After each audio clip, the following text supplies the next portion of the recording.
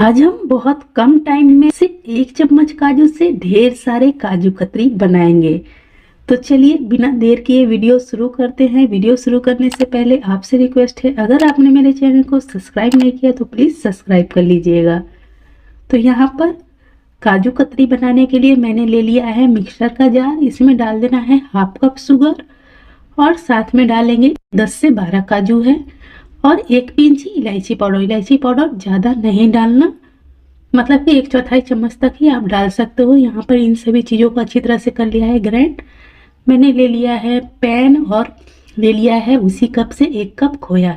इसे मैंने रात को बना कर रखा था, अभी आप देख सकते हो बिल्कुल आइसक्रीम की तरह से जम गया। मैंने फ्रिज में नहीं रखा था, ठंडी का समय है इसलिए ये जम गया है। तो पैन में ही हम शुगर और काजू के पाउडर को ऐड कर देंगे। शुगर के साथ काजू को पीसने से बहुत अच्छी तरह से काजू पीस जाते हैं और ज़्यादा मेहनत भी नहीं करनी पड़ती। तो यहाँ पर हमें फ्लेम को मीडियम रखना है और इसे कंटिन्यू चलाते हुए हमें, देखिए यहाँ जैसे जैसे पकते जा रहा है वैसे वैसे अलग ही इसका टेक्सचर होते जा रहा है। अब ये बहुत हद तक सूखा हो चुका है और अभी ये कढ़ाई भी छोड़ने लगा। इस स्टेज पर आप चाहो तो 1 चम्मच घी ऐड कर सकते हो, लेकिन मैं बिना घी के बना रही हूँ और इसीलिए हल्का हल्का देखिए पैन में चिपकने भी लगा है। और ये मेरा रेडी हो चुका है। इसकी जाली आप देख सकते हो, जैसे जैसे मैं चला रही हूँ इसमें से कैसे जाली जैसी आपको दिख रही होगी, मतलब कि ये बिल्कुल परफेक्ट रेडी हो चुका है। अब इसे ज़्यादा नहीं पकाना। तो इसे मैंने चलाते हुए हल्का कर लिया है ठंडा।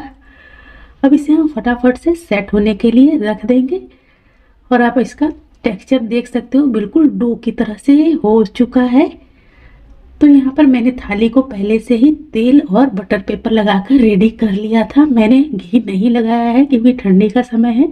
घी लगाने पर ना बहुत ज़्यादा चिपक जाता है, निकलने में परेशानी होती है, तो इसीलिए आप कोई सा भी ऑयल लगा लीजिएगा।